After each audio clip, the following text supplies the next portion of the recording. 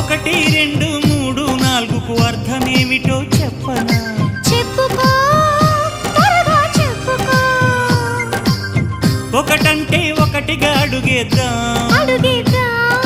రెండంటే రెండు గుండెలను ముడిపెడదాం, మూడంటే మూడు ముళ్ళేసి ఆ తర్వాత నాలుగు కాలాల పాటు కలిసుందాం.